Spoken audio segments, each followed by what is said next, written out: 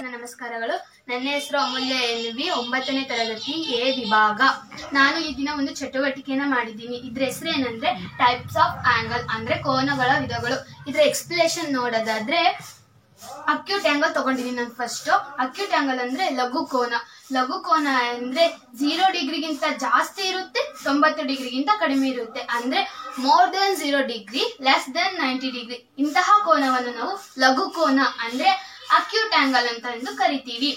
ಎರಡನೇದು ನೋಡೋದಾದ್ರೆ right angle ಅಂದ್ರೆ ಲಂಬ ಕೋನ. ಲಂಬ ಕೋನ ಅಂದ್ರೆ ಎಕ್ಸಾಕ್ಟ್ಲಿ 90 ಡಿಗ್ರಿ, ಅಂದ್ರೆ ನಿರ್ದಿಷ್ಟವಾಗಿ 90 ಡಿಗ್ರಿ ಇರುತ್ತೆ. ಇಂತಹ ಕೋನವನ್ನು ನಾವು ರೈಟ್ ಆಂಗಲ್ ಅಂದ್ರೆ ಲಂಬ ಕೋನ ಎಂದು ಕರಿತೀವಿ.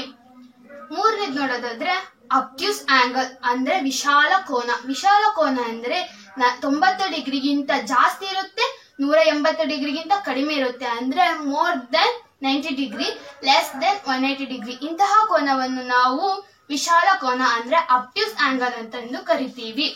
ನಾಲ್ಕನೇದು ನೋಡೋದಾದ್ರೆ ಕಂಪ್ಲೀಟ್ ಆಂಗಲ್ ಅಂದ್ರೆ ಪೂರ್ಣ ಕೋನ. ಪೂರ್ಣ ಕೋನ ಅಂದ್ರೆ ಎಕ್ಸಾಕ್ಟ್ಲಿ 360 ಡಿಗ್ರಿ, 360 ಡಿಗ್ರಿ ಇರುವ ಕೋನವನ್ನು ನಾವು ಪೂರ್ಣ ಕೋನ ಅಂದ್ರೆ ಕಂಪ್ಲೀಟ್ ಆಂಗಲ್ ಅಂತ ಎಂದು ಕರಿತೀವಿ. ಇನ್ನು ಐದನೇ ನೋಡೋದಾದ್ರೆ ಸ್ಟ್ರೈಟ್ ಆಂಗಲ್ ಅಂದ್ರೆ ಸರಳ ಕೋನ. ಸರಳ ಕೋನ ಅಂದ್ರೆ ಎಕ್ಸಾಕ್ಟ್ಲಿ ನಿರ್ದಿಷ್ಟವಾಗಿ 180 ಡಿಗ್ರಿ ಅಂದ್ರೆ 180 ಡಿಗ್ರಿ ಇರುತ್ತೆ. ಇಂತಹ ಕೋನವನ್ನು ನಾವು ಸರಳ ಕೋನ ಅಂತ ಕರಿತೀವಿ. ಇನ್ನು ಆರನೇದು ನೋಡೋದಾದ್ರೆ reflex angle.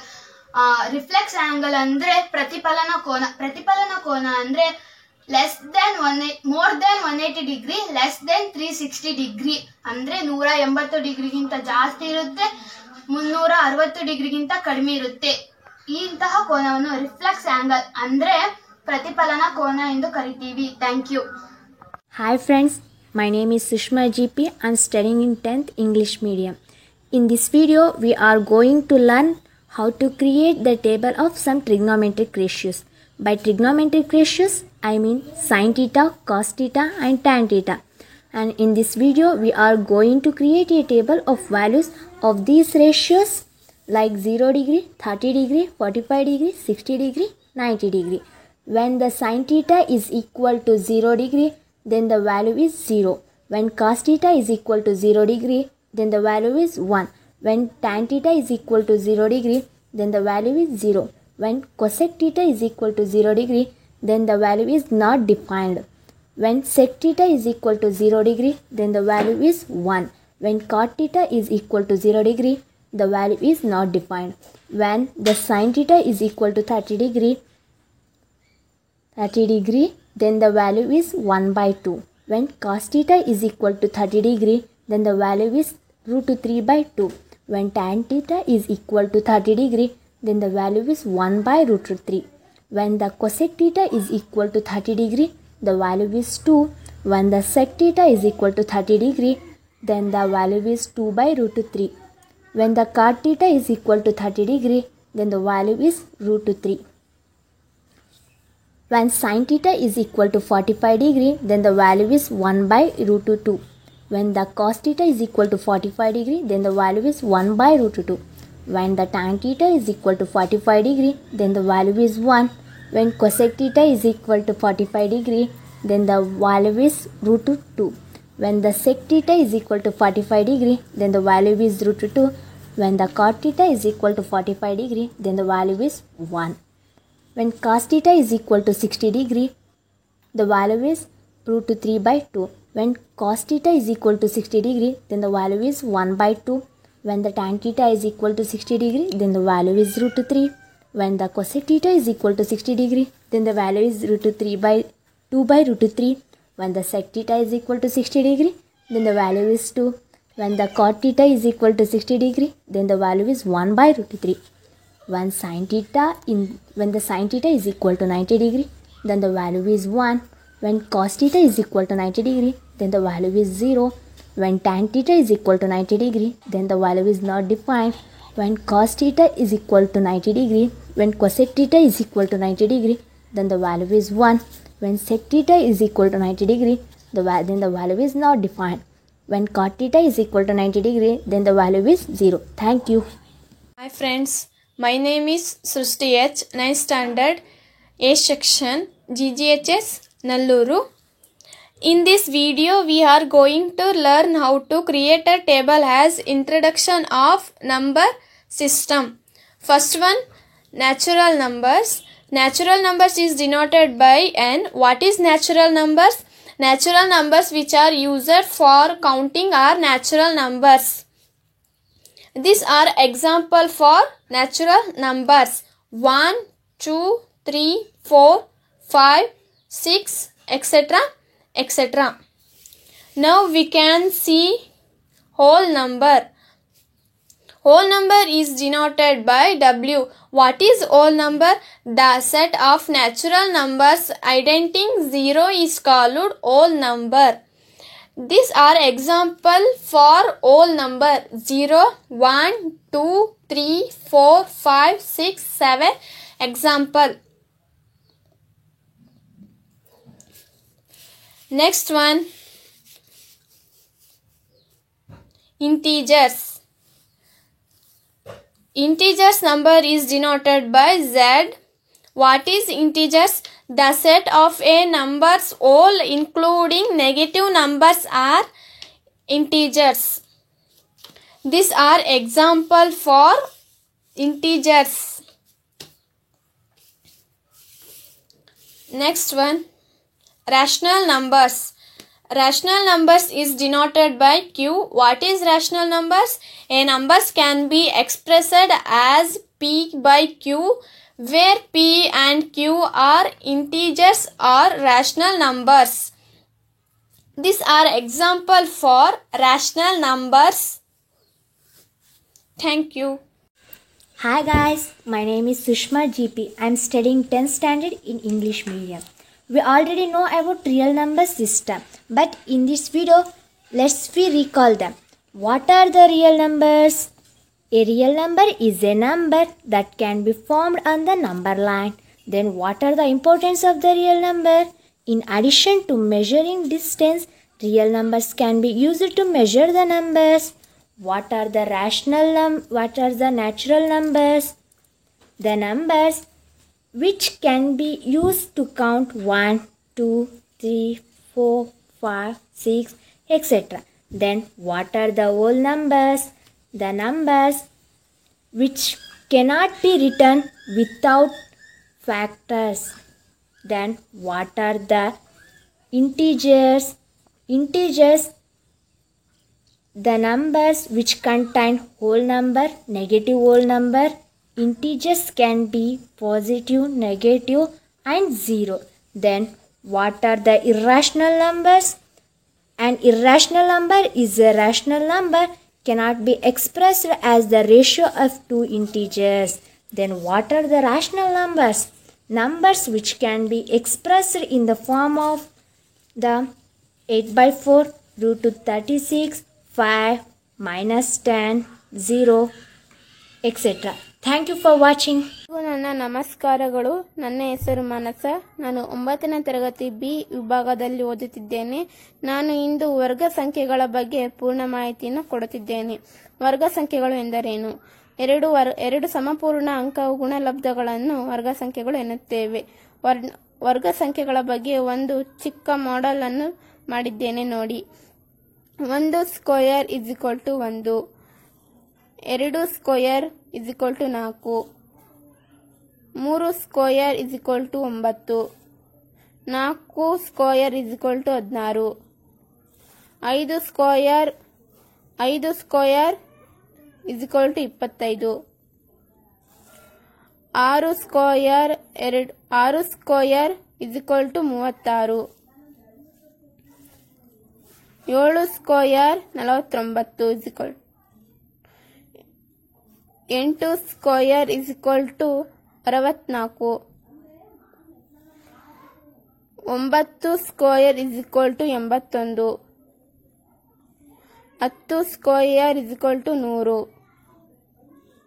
9 square = 81, 10 square = 100, 11 square = 121, 12 square = 144, 13 square = 169, 14 square = 196, 15 square 225. 16 square = 256. 17 square = 289. 18 square = 324. ಎಲ್ಲರಿಗೂ ಥ್ಯಾಂಕ್ಸ್. ನನ್ನ ಹೆಸರು ಅಶ್ವಿನಿ ಎಂ, 10th B. ನಾನು ಈ ದಿನ ಒಂದು ಚಟುವಟಿಕೆಯನ್ನು ಮಾಡುತ್ತಿದ್ದೇನೆ. ಅದು ಪೈಥಾಗೋರಸ್ ಪ್ರಮೇಯ. ಒಂದು ಲಂಬಕೋನ ತ್ರಿಭುಜದಲ್ಲಿ ವಿಕರ್ಣ ಮೇಲಿನ ವರ್ಗ ಉಳಿದೆರಡು ಬಾಹುಗಳ ಮೇಲಿನ ವರ್ಗಗಳ ಮೊತ್ತಕ್ಕೆ ಸಮವಾಗಿರುತ್ತದೆ. ಒಂದು ಲಂಬಕೋನ ತ್ರಿಭುಜ ಎಂದರೆ ಒಂದು ಲಂಬಕೋನ ತ್ರಿಭುಜವನ್ನು ರಚಿಸಿದ್ದೇನೆ. ಅದಕ್ಕೆ ABC ಎಂದು ಹೆಸರು ಕೊಟ್ಟಿದ್ದೇನೆ. ವಿಕರ್ಣ ಎಂದರೆ AC, ಅದು 5 ಸೆಂಟಿಮೀಟರ್.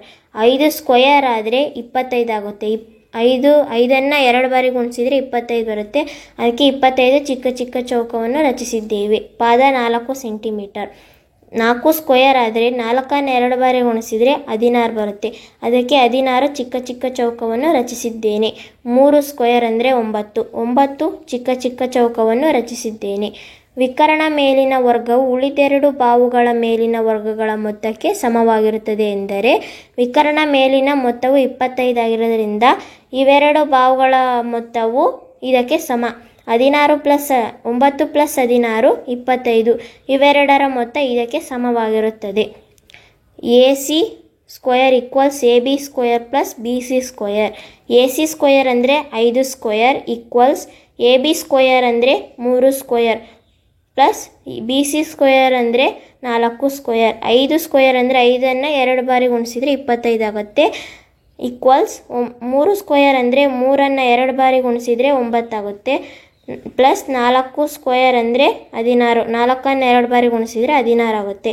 25 ಹಾಗೆ ಬರ್ಕೊಂಡು = 9 + 16 25. Thank you. ನನ್ನ ಹೆಸರು ಮಮತಾ. 9ನೇ B ವಿಭಾಗದ ಕನ್ನಡ ಮೀಡಿಯಂನಲ್ಲಿ ಓದುತ್ತಿದ್ದೇನೆ. ನಾನು ಈ ದಿನ ನಿಮಗೆಲ್ಲರಿಗೂ ಸಹ ಸಂಖ್ಯೆಗಳಲ್ಲಿನ ಸ್ಥಾನ ಬೆಲೆ ಸೂಚಿಸುವಂತಹ ಚಟುವಟಿಕೆಯನ್ನು ಮಾಡುತ್ತಿದ್ದೇನೆ. ಸ್ಥಾನ ಬೆಲೆ ಅಂತಂದ್ರೆ ನಿಮಗೆ ಗೊತ್ತಿದೆ, ಬಿಡಿ, 10, 100, 1000, ಲಕ್ಷ ಇತ್ಯಾದಿ ಒಂದು ಸಂಖ್ಯೆಯನ್ನು ಸ್ಥಾನ ಬೆಲೆಗಳು ಅಂತೇಳಿ ಕರಿತೇವೆ. ನಾನು ಈ ದಿನ ಈ ಸ್ಥಾನ ಬೆಲೆಗಳನ್ನ ಯಾವ ರೀತಿಯಾಗಿ ಸೂಚಿಸಬಹುದು ಅಂತ ಹೇಳ್ಕೊಡ್ತಾ ಇದ್ದೇನೆ. ಮೊದಲಿಗೆ ನಾನು ಈ ದಿನ 57 ಅನ್ನುವಂತಹ ಒಂದು ಸಂಖ್ಯೆಯನ್ನ ತೆಗೆದುಕೊಂಡಿದ್ದೇನೆ. 57 ಅನ್ನೋದು ಒಂದು ಇದರಲ್ಲಿ, 5 ಮತ್ತು 7 ಅನ್ನುವಂತಹದ್ದು 7 ಬಿಡಿ ಸ್ಥಾನದಲ್ಲಿದೆ, 5 10ರ ಸ್ಥಾನದಲ್ಲಿದೆ. ನೋಡಿ, 7 ಬಿಡಿ ಸ್ಥಾನವನ್ನ ತೋರಿಸ್ತಾ ಇದ್ದೀನಿ. 1 ಪೊಸಿಷನ್ ಅಂತ ಇಂಗ್ಲಿಷಲ್ಲಿ ಕರಿತೀವಿ. ನಾವು 7 ತೋರಿಸ್ತಾ ಇದ್ದೇನೆ. 5 10ರ ಸ್ಥಾನದಲ್ಲಿ. 5 ಅಂದರೆ 5 × 10 ಅಂತ ಅರ್ಥ.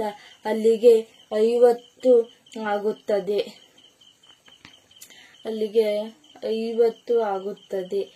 50 + 7 ಇವೆರಡನ್ನೂ ಕೂಡಿದಾಗ 57 ನಮಗೆ ಇಡಿಯಾದ ಸಂಖ್ಯೆ ಸಿಗುತ್ತದೆ.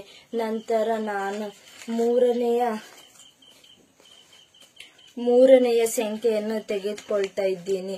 3 ಅಂಕಿಗಳಿರುವಂತಹ ಒಂದು ಸಂಖ್ಯೆಯನ್ನ ತೆಗೆದುಕೊಳ್ತಾ ಇದ್ದೀನಿ. 9 ಬಿಡಿ ಸ್ಥಾನದಲ್ಲಿದೆ, 8 10ರ ಸ್ಥಾನದಲ್ಲಿದೆ, 5 100ರ ಸ್ಥಾನದಲ್ಲಿದೆ. 9 ಬಿಡಿ ಸ್ಥಾನವನ್ನ ತೋರಿಸ್ತಾ ಇದ್ದೇನೆ. 8 80 10ರ ಸ್ಥಾನವನ್ನ ತೋರಿಸ್ತಾ ಇದ್ದೇನೆ. 500 100ರ ಸ್ಥಾನವನ್ನ ತೋರಿಸ್ತಿದ್ದೇನೆ. ಮೂರನ್ನು ಕೂಡಿದಾಗ ಮೊತ್ತ 589 ಆಗುತ್ತದೆ. 589 ಬರುತ್ತದೆ. ಈ ರೀತಿಯಾಗಿ ನಾವು ಹಲವಾರು ಸಂಖ್ಯೆಗಳನ್ನ ತೆಗೆದುಕೊಂಡು ಸ್ಥಾನ ಬೆಲೆಯನ್ನ ಅತಿ ಸುಲಭವಾಗಿ ಸೂಚಿಸಬಹುದು. Thank you. ನನ್ನ ಹೆಸರು ವರ್ಷಾ DN. ನಾನು 10th B ವಿಭಾಗದಲ್ಲಿ ಓದ್ತಾ ಇದ್ದೀನಿ. ನನಗೆ ಕೊಟ್ಟಿರೋ ಚಟುವಟಿಕೆ ಹೆಸರು ಏನಪ್ಪ ಅಂದರೆ ವೃತ್ತದ ಮೂಲ ಪರಿಕಲ್ಪನೆಗಳು. ವೃತ್ತದ ಮೂಲ ಪರಿಕಲ್ಪನೆಗಳಲ್ಲಿ ಒಂದೇದು ನೋಡೋದಾದರೆ ಸೆಂಟರ್ ಅಂತ ಅಂದರೆ ವೃತ್ತದ ಮೂಲ ಬಿಂದು, ಇದನ್ನು ನಾವು ವೃತ್ತದ ಕೇಂದ್ರ ಬಿಂದು ಅಂತ ಕರಿತೀವಿ. ಮೂಲ ಬಿಂದು, ಇದನ್ನು ಕೇಂದ್ರ ಬಿಂದು ಅಂತ ಕರಿತೀವಿ. ವೃತ್ತದ ಕೇಂದ್ರ ಬಿಂದುವನ್ನು ಓ ಅಕ್ಷರದಿಂದ ಗುರುತಿಸ್ತೇವೆ. ಇದು ಕೇಂದ್ರ ಬಿಂದು ಇದೆಯಲ್ಲ, ಇದನ್ನು ಓ ಅಕ್ಷರದಿಂದ ಗುರುತಿಸ್ತೇವೆ. ಎರಡನೇದು ಏನಪ್ಪ ಅಂದರೆ ತ್ರಿಜ್ಯ ರೇಡಿಯಸ್ ಅಂತಂದರೆ ವೃತ್ತದ ಕೇಂದ್ರ ಬಿಂದುವಿನಿಂದ ವೃತ್ತದ ಪರಿಧಿಗೆ ಎಳೆದ ಗೆರೆ, ಕೇಂದ್ರ ಬಿಂದುವಿನಿಂದ ಪರಿಧಿಗೆ ಎಳೆದ ಗೆರೆಯನ್ನು ನಾವು ತ್ರಿಜ್ಯ ಅಂತ ಕರಿತೀವಿ. ಮೂರನೇದು ಏನಪ್ಪ ಅಂದರೆ ಕಾರ್ಡ್ ಅಂತ ಅಂದರೆ ವೃತ್ತದ ಒಳಭಾಗದಲ್ಲಿ ಯಾವುದೇ ಎರಡು ಬಲಬಿಂದುಗಳ ನಡುವೆ ಹಾದು ಹೋಗುವ ರೇಖೆ. ಯಾವುದೇ ಎರಡು ಬಲಬಿಂದು ಒಳಭಾಗದಲ್ಲಿ, ವೃತ್ತದ ಒಳಭಾಗದಲ್ಲಿ ಯಾವುದೇ ಎರಡು ಬಿಂದುಗಳ ಹಾದು ಹೋಗುವ ರೇಖೆಯನ್ನು ನಾವು ಕಾರ್ಡ್ ಅಂತ ಕರಿತೀವಿ. ನಾಲ್ಕನೇದು ಏನಪ್ಪ ಅಂದರೆ ವ್ಯಾಸ ಅಂತ ಅಂದರೆ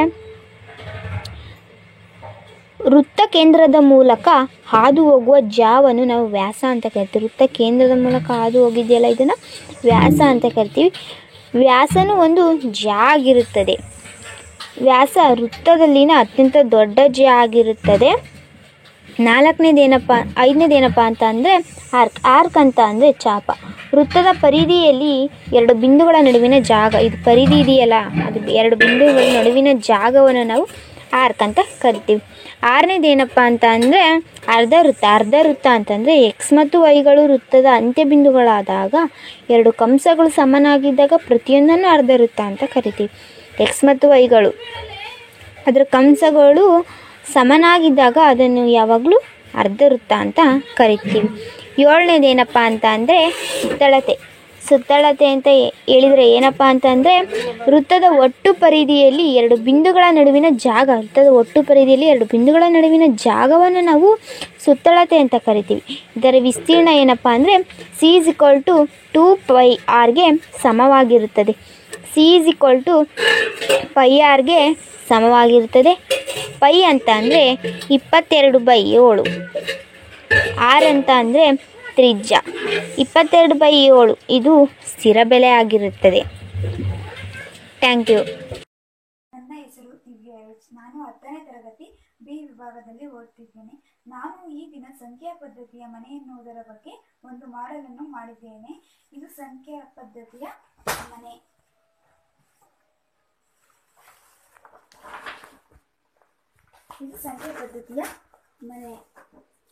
ಸಂಖ್ಯಾ ಪದ್ಧತಿಯ ಮನೆಯಲ್ಲಿ ಹಲವಾರು ಸದಸ್ಯರಿರುತ್ತಾರೆ. ಆ ಸದಸ್ಯರುಗಳ ಬಗ್ಗೆ ನಾವು ಇಂದು ಪರಿಚಯ ಮಾಡಿಕೊಡುತ್ತಿದ್ದೇನೆ. ಮೊದಲನೆಯದಾಗಿ ಸ್ವಾಭಾವಿಕ ಸಂಖ್ಯೆಗಳ ಬಗ್ಗೆ ಹೇಳ್ತಾ ಇದ್ದೀವಿ. ಸ್ವಾಭಾವಿಕ ಸಂಖ್ಯೆಗಳ ಮನೆಯಲ್ಲಿ ಅಲ್ಲಿ ಸದಸ್ಯರು ಯಾರ್ಯಾರು ಇರ್ತಾರಪ್ಪ ಅಂದರೆ 1, 2, 3, 4 ಇತ್ಯಾದಿ ಹಲವಾರು ಸದಸ್ಯರು ಇರುತ್ತಾರೆ. ಈ ರೀತಿಯಾಗಿ ಸದಸ್ಯರುಗಳನ್ನು ಒಳಗೊಂಡಿರುತ್ತದೆ. ಅದೇ ರೀತಿಯಾಗಿ ನಾವು ಪೂರ್ಣಾಂಕಗಳಿಗೆ ಬಂದಾಗ ಇಲ್ಲಿ ಇರುವಂತಹ ಸದಸ್ಯರುಗಳ ಸಂಖ್ಯೆ 0ಇಂದ 1, 2, 3, 4 ಈ ಪೂರ್ಣ ಸಂಖ್ಯೆಗಳಲ್ಲಿ ಸ್ವಾಭಾವಿಕ ಸಂಖ್ಯೆಗಳ ಮನೆಯಲ್ಲಿರುವ ಎಲ್ಲ ಸದಸ್ಯರು ಸಹ ಇಲ್ಲಿ ಇರ್ತಾರೆ. ನಂತರ ನಾವು ಪೂರ್ಣಾಂಕಗಳಿಗೆ ಬಂದರೆ ಪೂರ್ಣಾಂಕಗಳನ್ನು Z ಅಕ್ಷರದಿಂದ ಸೂಚಿಸುತ್ತೇವೆ. ಪೂರ್ಣಾಂಕಗಳಿಗೆ ಬಂದರೆ ಇಲ್ಲಿ ಧನಾತ್ಮಕ ಸಂಖ್ಯೆಗಳು ಮತ್ತು ಋಣಾತ್ಮಕ ಸಂಖ್ಯೆಗಳು ಹಾಗೂ 0ಗಳಿಂದ ಸಹ ಒಳಗೊಂಡಿರುತ್ತದೆ. ಮತ್ತೆ ನಾವು ನಮ್ಮ ಮನೆಯ ಬದಿಗೆ ಬಂದಾಗ ಈ ಬದಿಗೆ ಆ ಬದಿಗೆ ಬಂದಾಗ ಮೊದಲನೇ ಬದಿಯಲ್ಲಿರುವ ಸಂಖ್ಯೆಗಳು ಭಾಗಲಬ್ಧ ಸಂಖ್ಯೆಗಳು. ಭಾಗಲಬ್ಧ ಸಂಖ್ಯೆಗಳನ್ನು ನಾವು P/Q ರೂಪದಲ್ಲಿ ವ್ಯಕ್ತಪಡಿಸುತ್ತೇವೆ, ಅಂದರೆ ಭಿನ್ನರಾಶಿ ರೂಪದಲ್ಲಿ ವ್ಯಕ್ತಪಡಿಸುತ್ತೇವೆ. ನಂತರ ಈ ಭಾಗಕ್ಕೆ ಬಂದಾಗ ಇಲ್ಲಿರುವಂತಹ ಸದಸ್ಯರುಗಳು P/Q ಅಂದರೆ ಭಿನ್ನರಾಶಿ ರೂಪದಲ್ಲಿ ವ್ಯಕ್ತಪಡಿಸಲು ಸಾಧ್ಯವಿಲ್ಲದಂತಹ ಸದಸ್ಯರುಗಳನ್ನು ನಾವು ಅಭಾಗಲಬ್ಧ ಸಂಖ್ಯೆಗಳು ಎಂತಲೂ ಕರೆಯುತ್ತೇವೆ. ಅಭಾಗಲಬ್ಧ ಸಂಖ್ಯೆಗಳು ಅಂದರೆ ಈ ರೀತಿ ಇರುತ್ತವೆ. ಇನ್ನು ನಮ್ಮ ಮನೆಯ ಸದಸ್ಯರುಗಳ ನಂತರ ನಾವು ನಮ್ಮ ಮನೆ ಮುಂದೆ ಗಣಿತದ ರೇಖಾಕೃತಿಗಳನ್ನು ಸಹ ಇಟ್ಟಿದ್ದೇವೆ. ಆ ರೇಖಾಕೃತಿಗಳು ಯಾವುವು ಅಂದರೆ ಸಿಲಿಂಡರ್, ಚೌಕ, ಆಯತ, ಶಂಕುವಿನ ಆಕೃತಿಯೂ ಸಹ ಇಟ್ಟಿದ್ದೇವೆ. ಇದಿಷ್ಟು ಸಹ ನಮ್ಮ ಸಂಖ್ಯಾ ಪದ್ಧತಿಯ ಮನೆಯ ಪರಿಚಯವಾಗಿದೆ. Thank you. Good evening everybody. My name is Vanijiti from 10th standard A section. Today my project name is Mathematics Model showing the square and cubes of numbers. Okay friends, next we already studied in 9th standard square and cube roots numbers, but also forget it because last time. Okay friends, next showing the once again repeat square and cube roots numbers. 1 square is 1, 1 cube is also 1. 2 square is 4, 2 cube is 8. 3 square is 9, 3 cube is 27, 4 square is 16, 4 cube is 64, 5 square is 25, 5 cube is 125, 6 square is 36, cube is 216, 7 square is 49, 7 cube is 343, 8 square is 64, 8 cube is 512, 9 square is 81, 9 cube is 729, 10 square is 100, cube is 1000, 11 square is 121, 11 cube is 1331, 12 square is 144, 12 cube is 1728, 13 square is 169, cube is 2197, 14 square is 196, cube is 2744, 15 square is 225, cube is 3375. Okay friends, thank you. Hi guys, my name is Chandana BP. I am studying in 10th English medium. Today I am teach about the basic concept of circle. Already my friend Vasha told about the same concept of circle. I also told about the same basic concept of the circle. Here friends, first I introduce the circle definition. Circle is a collection of all points in a plane which are at a constant distance from a fixed point. Then center O is called as the fixed point is called center. Then I told the radius. Radius means constant distance from the center is called radius. Here OX and OY are the two radius and XY is called as diameter. 2 radius is equal to the 1 diameter. 2 radius is equal to the 1 diameter. And I next told about the tangents. Tangents means a line. Tangents means a line touching the circle. At one point is called tangents. And I told about the secant. A line intersect at two distance point is called secant. My friends, I already know the basic concept of the circle. Radius, diameter, secants and tangents. One of the theorem of the proved in this model. Basic on the circle. One of the theorem of the proved in this model. Basic of the circle. The theory structure of the tangent at any point of the circle. The theorem structure of tangent at any point of the circle. If perpendicular to the diameter through the point of the contact. It perpendicular to the diameter of the point of the contact. Here and once again repeated. The tangents straight the tangents at any point of the circle if perpendicular to the radius through the point of the contact. This is the one theorem all the proved by basic of this model of circle. Thank you friends. ನನ್ನ ಹೆಸರು ಚಂದನ A. ನಾನು 10ನೇ ತರಗತಿಯಲ್ಲಿ ಓದುತ್ತಿದ್ದೇನೆ. ನಾನು ಈ ದಿನ ಮಾಡುವುದೇನೆಂದರೆ basis of geometry, ರೇಖಾಗಣಿತದ ಮೂಲ ಪರಿಕಲ್ಪನೆಗಳು. 1ನೇದು ಪಾಯಿಂಟ್, ಬಿಂದು. 2ನೇದು ಲೈನ್, ರೇಖೆ. 3ನೇದು ರೈ, ಕಿರಣ. 4ನೇದು ಆ್ಯಂಗಲ್, ಕೋನ. 5ನೇದು ಟೈಪ್ಸ್ ಆಫ್ ಆ್ಯಂಗಲ್ಸ್ ನೋಡೋಣ. ಅಂದರೆ 1ನೇದು ಝೀರೋ ಆ್ಯಂಗಲ್, ಶೂನ್ಯ ಕೋನ. 2ನೇದು ಎಕ್ಸಿಟ್ ಆ್ಯಂಗಲ್, ಲಘು ಕೋನ. ಮೂರನೇದು ಲಂಬಕೋನ, ನಾಲ್ಕನೇದು ವಿಶಾಲ ಕೋನ, ಐದನೇದು ಸ್ಟ್ರೈಟ್ ಆ್ಯಂಗಲ್ ಸರಳ ರೇಖೆ, ಆರನೇದು ಪ್ರತಿಫಲನ ಕೋನ, ಏಳನೇದು ಕಂಪ್ಲೀಟ್ ಆ್ಯಂಗಲ್ ಪೂರ್ಣ ಕೋನ, ಆರನೇದು pair of angle vertically opposite angle ಶೃಂಗಾಭಿಮುಖ ಕೋನಗಳು, ಎರಡನೇದು ಪಾರ್ಶ್ವಕೋನ, ಮೂರನೇದು ಲೀನಿಯರ್ ಪೇರ್ ಆಫ್ ಆ್ಯಂಗಲ್ ಜೋಡಿ ಕೋನಗಳ ರೇಖಾತ್ಮಕ ಕೋನಗಳು. Good morning everybody. My name is Lakshmi. My studies in 9th standard English medium. Today my project name is quadrilaterals. Quadrilaterals. Once again square figure. Okay friends? 4 equal sides, 4 right angles 90 degree. Diagonals are equal and bisect 90 degree. Okay friends? Next rhombus figure. 4 equal sides, opposite angles are equal. Opposite sides are parallelogram. Diagonals are not equal unless the rhombus is a equal square but bisect each other at 90 degree. Okay friends, next trapezium figure. Okay, 4 sides of varying length, 1 plane of opposite sides are parallelogram. Okay, rectangle figure. Okay friends, opposite sides are equal, 4 right angles 90 degree. Opposite sides are parallel, diagonal are equal and bisect each other. Okay friends, next parallelogram figure. Okay, opposite sides are equal, opposite angles are equal, opposite sides are parallel, diagonals are not equal unless the parallelogram is a neat angles. Okay friends, next kite figure. 2 planes of a adjacent sides are equal, one diagonal bisect the other at 90 degree. One plane of opposite angle is equal.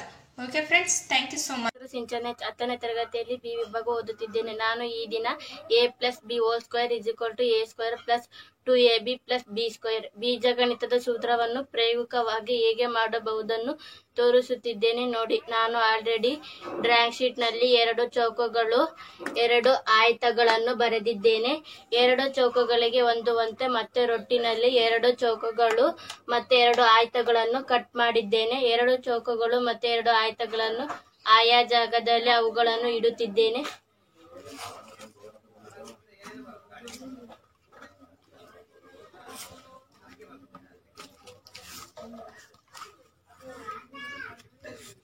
ಚೌಕದ ವಿಸ್ತೀರ್ಣ ನಿಮಗೆ ಗೊತ್ತಿದೆ. ಚೌಕದ ವಿಸ್ತೀರ್ಣ ಬಾವು into ಬಾವು. ಮೊದಲನೇ ಚೌಕವನ್ನು ತೆಗೆದುಕೊಳ್ಳೋಣ. ಚೌಕ ಎ. ಮೊದಲನೇ ಚೌಕದಲ್ಲಿ a ಇಂಟು a² ಆಗುತ್ತದೆ. ಎರಡನೇ ಚೌಕವನ್ನು ತೆಗೆದುಕೊಳ್ಳೋಣ. ಎರಡನೇ ಚೌಕದಲ್ಲಿ ಅದರ ಉದ್ದ ಮತ್ತು ಅಗಲವನ್ನು b ಮತ್ತು b ಮಾನಗಳನ್ನು ತೆಗೆದುಕೊಂಡಿದ್ದೇನೆ. ಹಾಗಾಗಿ b ಇಂಟು b² ಆಗುತ್ತದೆ. ಇನ್ನ 2 ಆಯತಗಳನ್ನು ತೆಗೆದುಕೊಂಡಿದ್ದೇನೆ. 2 ಆಯತಗಳಲ್ಲಿ ಮೊದಲನೇ ಆಯತದ ವಿಸ್ತೀರ್ಣ ಸೂತ್ರ ಉದ್ದ ಇಂಟು ಅಗಲ ಆಗೋದ್ರಿಂದ ಮೊದಲನೇ ಆಯತದಲ್ಲಿ ಅದರ ಉದ್ದ a ಅಗಲ b ಅಂತ ತೆಗೆದುಕೊಂಡಿದ್ದೇನೆ. ಅದೇ ರೀತಿ ಇನ್ನೊಂದು ಆಯತವನ್ನು ತೆಗೆದುಕೊಂಡಿದ್ದೇನೆ. ಹಾಗಾಗಿ ಆಯತದ ವಿಸ್ತೀರ್ಣ ab ಮತ್ತು ab ಆಗುತ್ತದೆ. ಇದನ್ನು ನಾನು ಬೀಜಗಣಿತದ ರೂಪದಲ್ಲಿ ವ್ಯಕ್ತಪಡಿಸುವುದೇನೆಂದರೆ a + b² ಮೊದಲನೇ ಚೌಕದ ವಿಸ್ತೀರ್ಣ a² ಪ್ಲಸ್ ಮೊದಲನೇ ಆಯತದ ವಿಸ್ತೀರ್ಣ ab ಪ್ಲಸ್ ಇನ್ನೊಂದು ಆಯತದ ವಿಸ್ತೀರ್ಣ ab ಪ್ಲಸ್ ನೆಕ್ಸ್ಟ್ ಮುಂದಿನ ಚೌಕದ ವಿಸ್ತೀರ್ಣ b². ದೇರ್ಫಾರ್ a² ಹಾಗೆ ಬರೆದುಕೊಳ್ಳೋಣ. ಪ್ಲಸ್ ab ಎರಡನ್ನು ಕೂಡಿದಾಗ 2ab ದೊರೆಯುತ್ತದೆ ಪ್ಲಸ್ b². ಇದಿಷ್ಟು ಈ ಸೂತ್ರದ ಮಾಹಿತಿ. ಆದರೆ ಅಲ್ಲಿಗೆ a + b² plus 2ab plus b². ಈ ಸೂತ್ರವು ನಿಮಗೆ ದೊರೆಯುತ್ತದೆ. ಧನ್ಯವಾದಗಳು. ನನ್ನ ಹೆಸರು ಸಂಜನಾ. ನಾನು 9ನೇ ತರಗತಿಯಲ್ಲಿ ಓದುತ್ತಿದ್ದೇನೆ ಇಂಗ್ಲಿಷ್ ಮಾಧ್ಯಮದಲ್ಲಿ. ನಾನು ಈ ದಿನ ಮಲ್ಟಿಪ್ಲಿಕೇಶನ್ ಯೂಸಿಂಗ್ ಆಲ್ಜಿಬ್ರಾ ಟೈಲ್ಸ್ ಎಂಬ ಚಟುವಟಿಕೆಯನ್ನು ಮಾಡುತ್ತಿದ್ದೇನೆ. ನಾನು ತೆಗೆದುಕೊಂಡಿರುವಂಥ ಲೆಕ್ಕ 2x plus y minus 1 into 3x. 2x plus y minus 1 3x ಇಂದ ಗುಣಿಸಿ ಎಂದು ಅರ್ಥ. ನಾನು ಈಗ ಈ ಲೆಕ್ಕವನ್ನು ಈ ರೀತಿಯಾಗಿ ಟೈಲ್ಸ್ ರೂಪದಲ್ಲಿ ಬರೆಯುತ್ತಿದ್ದೇನೆ. ಟೈಲ್ಸ್ ರೂಪದಲ್ಲಿ ಹೇಗೆ ಬರೆಯುವುದೆಂದರೆ ಇಲ್ಲಿ ನೋಡಿ, 2x ಪ್ಲಸ್ y ಇದೆ. 2x ಅಂದರೆ ಎನ್ನುವುದು x ಎಂದು ಬರೆದುಕೊಂಡಿದ್ದೇನೆ. ಇನ್ನೊಂದು 2x ಆಗುತ್ತದೆ. ನಂತರ y ಅಂತ ಇದೆ, y ಅನ್ನು ಬರೆದಿದ್ದೇನೆ. ನಂತರ ಮೈನಸ್ 1 ಅಂತ ಇದೆ, ಬರೆದಿದ್ದೇನೆ. ಈ ರೀತಿಯಾಗಿ ನಾನು ಲಂಬವಾಗಿ ಕೊಟ್ಟಿರುವಂತಹ ಲೆಕ್ಕವನ್ನು ಬರೆಯುತ್ತಿದ್ದೇನೆ ಮತ್ತು ಅಡ್ಡವಾಗಿ ಕೊಟ್ಟಿರುವಂತಹ ಲೆಕ್ಕವನ್ನು ಬರೆಯುತ್ತಿದ್ದೇನೆ. ಮತ್ತು ಅಡ್ಡವಾಗಿ ನಾನು 3x ಗುಣಿಸಿ ಎಂದು ಇದೆ. x 3x ಅಂದರೆ 3xಗಳನ್ನು ಬಳಸುತ್ತಿದ್ದೇನೆ. ಈಗ ನಾನು ಯಾವ ರೀತಿಯಾಗಿ ಗುಣಿಸುತ್ತೇನೆ ಎಂದರೆ, ಮೊದಲನೆಯ x ಲೈನ್ನಿಂದ ಈ x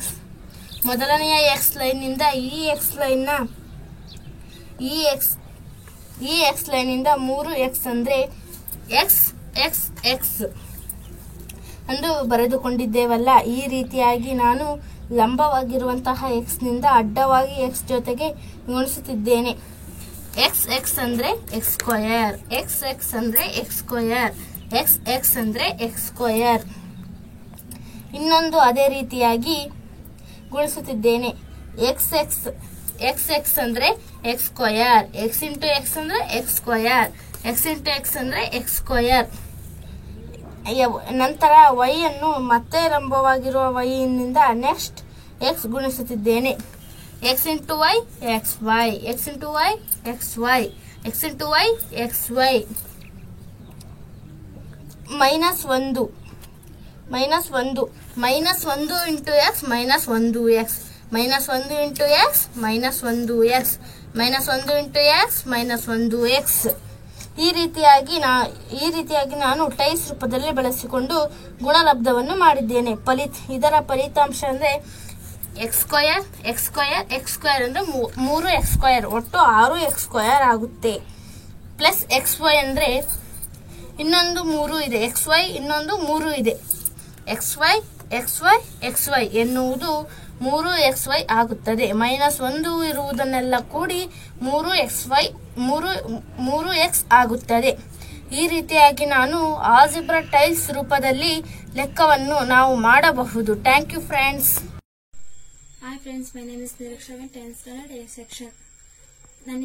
ನನಗೆ ಕೊಟ್ಟಿರುವ ಮಾಡಲು ಟ್ರಯಾಂಗಲ್ಸ್ ಕೌಂಟಿಂಗ್ ಶಾರ್ಟ್ ಟ್ರಿಕ್ಸ್ ಅಂತ. ಫ್ರೆಂಡ್ಸ್, ನಾವು ಒಂದು ಟ್ರಯಾಂಗಲ್ ಎಷ್ಟು ಟ್ರಯಾಂಗಲ್ಸ್ ಬರುತ್ತೆ ಅಂತ ಈಸಿಯಾಗಿ ಕಂಡುಹಿಡಿಯೋದ್ ಬಗ್ಗೆ ಇದೊಂದು ಈಸಿ ಮೆಥಡ್. ಅದನ್ನ ನಾನು ಇವತ್ತು ಹೇಳ್ತೀನಿ ಫ್ರೆಂಡ್ಸ್. ಫಸ್ಟ್ ಟ್ರಯಾಂಗಲ್ಸ್ ನೋಡಿ ಫ್ರೆಂಡ್ಸ್, ಇದರಲ್ಲಿ ಸುಮಾರು ಪಾರ್ಟ್ಸ್ ಗಳಿದಾವೆ. ನಾನು ಇದಕ್ಕೆ ನಂಬರ್ ಕೊಡ್ತಾ ಹೋಗ್ತೀನಿ. 1, 2 ಇದನ್ನ ನಾವು ಕೂಡೋಣ ಫ್ರೆಂಡ್ಸ್. 1 + 2 3 ಆಗುತ್ತೆ. ಈ 3 ಏನಪ್ಪಾ ಅಂದ್ರೆ ಈ ಟ್ರಯಾಂಗಲ್ಸ್ ಅಲ್ಲಿ 3 ಟ್ರಯಾಂಗಲ್ಸ್ ಇದಾವೆ ಅಂತ ಅರ್ಥ. ನಂಬರ್ 2, ಈ ಟ್ರಯಾಂಗಲ್ಸ್ ಅಲ್ಲಿ ಸುಮಾರು ಭಾಗಗಳಿದಾವೆ. ಅದಕ್ಕೆ ನಾನೀಗ ನಂಬರ್ ಕೊಡ್ತಾ ಹೋಗ್ತೀನಿ. 1, 2, 3 ಫ್ರೆಂಡ್ಸ್. ಈಗ ಕೂಡೋಣ. 1 + 2 + 3 6 ಆಗುತ್ತೆ. ಈ 6 ಈ ಟ್ರಯಾಂಗಲ್ಸ್ ಅಲ್ಲಿ 6 ಟ್ರಯಾಂಗಲ್ಸ್ ಇದಾವೆ ಅಂತ ಅರ್ಥ. ಮೂರನೇದು, ಈ ಟ್ರಯಾಂಗಲ್ಸ್ ಅಲ್ಲಿ ತುಂಬಾ ಪಾರ್ಟ್ಸ್ ಇದಾವೆ ಫ್ರೆಂಡ್ಸ್. ಇದಕ್ಕೆ ನಾನು ನಂಬರ್ ಕೊಡ್ತಾ ಹೋಗ್ತೀನಿ. 1, 2, 3, 4 ಇದನ್ನ ಕೂಡೋಣ ಫ್ರೆಂಡ್ಸ್. 1 + 2 + 3 + 4 = 10. ಈ 10 ಏನಪ್ಪಾ ಅಂದ್ರೆ ಈ ಟ್ರಯಾಂಗಲ್ಸ್ ಅಲ್ಲಿ 10 ಟ್ರಯಾಂಗಲ್ಸ್ ಇದಾವೆ ಅಂತ ಅರ್ಥ. ಇನ್ನು 4th, ಈ ಟ್ರಯಾಂಗಲ್ಸ್ ಅಲ್ಲಿ ಸುಮಾರು ಪಾರ್ಟ್ಸ್ ಗಳಿದಾವೆ. ಇದಕ್ಕೆ ನಾನು ನಂಬರ್ ಕೊಡ್ತಾ ಹೋಗ್ತೀನಿ. 1, 2, 3 1, 2, 3 ಇದನ್ನ ಕೂಡೋಣ ಫ್ರೆಂಡ್ಸ್. 1 + 2 + 3 = 6. 1 + 2 + 3 = 6. ಈಗ 6 ಕೂಡೋಣ ಫ್ರೆಂಡ್ಸ್. 6 + 6 12. 12 ಏನಪ್ಪಾ ಅಂದ್ರೆ ಈ ಟ್ರಯಾಂಗಲ್ಸ್ ಅಲ್ಲಿ 12 ಟ್ರಯಾಂಗಲ್ಸ್ ಇದಾವೆ ಅಂತ ಅರ್ಥ. 5th, ಈ ಟ್ರಯಾಂಗಲ್ಸ್ ಅಲ್ಲಿ ತುಂಬಾ ಪಾರ್ಟ್ಸ್ ಗಳಿದಾವೆ. ಇದಕ್ಕೆ ನಾನು ನಂಬರ್ ಕೊಡ್ತಾ ಹೋಗ್ತೀನಿ. 1, 2 1, 2, 3 ಈ ಟ್ರಯಾಂಗಲ್ಸ್ ಅಲ್ಲಿ ನಾನು ನಂಬರ್ ಕೊಟ್ಟಿದ್ದೀನಿ. ಈಗ ಕೂಡೋಣ. 1 + 2 3 ಆಗುತ್ತೆ. 1 + 2 + 3 6 ಆಗುತ್ತೆ. ಈ 6 ಮತ್ತೆ 3 ನ ಕೂಡೋಣ. 6 + 3 9 ಆಗುತ್ತೆ. 9 ಏನಪ್ಪಾ ಅಂದ್ರೆ ಈ ಟ್ರಯಾಂಗಲ್ಸ್ ಅಲ್ಲಿ 9 ಟ್ರಯಾಂಗಲ್ಸ್ ಇದಾವೆ ಅಂತ ಅರ್ಥ. 6ನೇದು, ಈ ಟ್ರಯಾಂಗಲ್ಸ್ ಅಲ್ಲಿ ತುಂಬಾ ಟ್ರಯಾಂಗಲ್ಸ್ ಇದಾವೆ, ಅದಕ್ಕೆ ನಾನು ನಂಬರ್ ಕೊಡ್ತಾ ಹೋಗ್ತೀನಿ. 1 2 1 2 1 2 1 2 3. ಇದನ್ನ ಕೂಡೋಣ ಫ್ರೆಂಡ್ಸ್. 1 + 2 3, 1 + 2 3, 1 + 2 + 3 = 6, 1 + 2 3. ಇದನ್ನ ಕೂಡ್ರೆ ಎಲ್ಲಾ ಸಂಖ್ಯೆನ ಮತ್ತೆ ಮೇಲೆ ಕೂಡೋಣ friends. 3 + 3 + 3 + 6 + 1. What is 1? This is triangle 1. ಇನ್ನು ಇದನ್ನೆಲ್ಲ ಕೂಡಿದಾಗ ಮತ್ತೆ ನಮ್ಗೆ ಸಿಗುತ್ತೆ 16. ಆ 16 ಏನಪ್ಪಾ ಅಂದ್ರೆ ಈ ಟ್ರಯಾಂಗಲ್ಸ್ ಅಲ್ಲಿ 16 ಟ್ರಯಾಂಗಲ್ಸ್ ಇದಾವೆ ಅಂತ ಅರ್ಥ. Thank you friends. Hi friends, I am Srishti PD. I am studying 10th standard English medium. Today I will teach about distance formula model. Friends, you already know about graph. A graph having two lines, one is horizontal line and one is vertical line. The horizontal line is called as x-axis, the vertical line is called as y-axis. So we have to take a horizontal axis and vertical axis in this working model. The main theme of working model is find out distance between any 2 points in a graph line. I mention here graph point in a case first A and point I will mention B and draw a line AB. In A point I draw a perpendicular line to x-axis. In point B I draw a perpendicular line to x-axis. And point I will mention here x1 and point I will mention here x2. See, like here same also friends. In a point A draw a parallel line to y-axis. Point B draw a parallel line to y-axis. In same like point here also x-axis. Here x1 and here x2. And correct we have to mention above line. We got a rectangle that is square shape. And will be the next distance will be taken as x2 minus x1. Here this distance I will take x2 y2 minus y1. We have to find out in this case we got a right angle triangle. In a right angle triangle AB, first AC value and BC value. Then AC value is x2 minus x1 and BC value is y2 minus y1. So we have to find out AC value distance. According to Pythagoras theorem, the square of hypotenuse is equal to the sum of the square of other two sides. The square of hypotenuse is AB square is equal to AC square plus BC square. Here AC is equal to x2 minus x1 whole square plus BC and then BC is y2 minus y1 whole square. By using Pythagoras theorem, therefore AB is a square. The square is applying to this one. We got a square root. AB is equal to square root x2 minus x1 whole square plus y2 minus y1 whole square. This is the formula to find out the any 2-point distance, any 2 points in the distance line. Thank you.